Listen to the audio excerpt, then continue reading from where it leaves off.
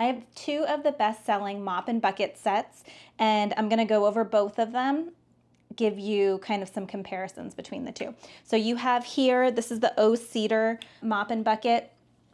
It comes with a really plush, nice head to it for the mopping, and it's easy to detach, throw it in the wash. The bucket is a really nice size. It's big. It has a nice big carrying handle, lots of space in here for water. It has a really cool mechanism for wringing out the mop. It has a foot pedal here, and you hold the mop loosely and do that, and you can do it as many times as you need to get it to the desired wetness that you want, however wet or dry you want your mop. So that's a really neat feature to it.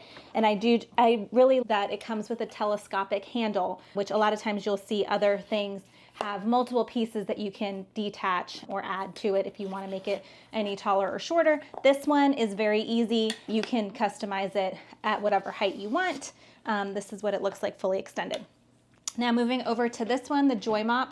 This design, you can see it's not the longer design, it's a more of a vertical design. So these are the two mops side by side. So if I put this one down flat, the Oseedar is a little bit taller, but overall they are very similar in size. The JOYMOOP does have a softer handle. It has a little cushioning here for your hand. This one does come apart in different pieces, so you can customize the height, but you do have to remove pieces. It's not telescopic like the other one. And you can see here, this one has this really soft pad here, and again, it's easy to take off, throw it in the wash. So you do have the differences in the type of mop, but they're both very good in terms of cleaning. This particular set does come with 2 extra mop heads, which is nice.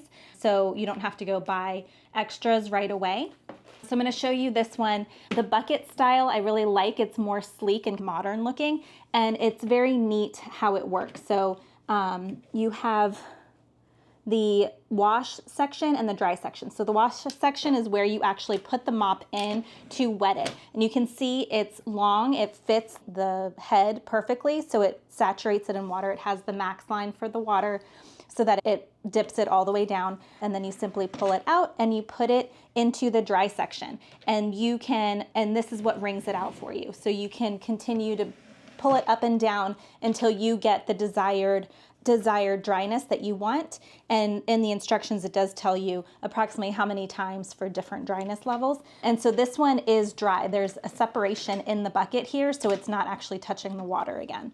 So I think that's really cool, just how they have that. And it also has a magnet here, so it's easy to store, and you don't have this flopping around when you're trying to hang it up to store it. I think this is easier to store because it's tall instead of wide, so you could easily stick this in a closet or something. This one takes up a little bit more space.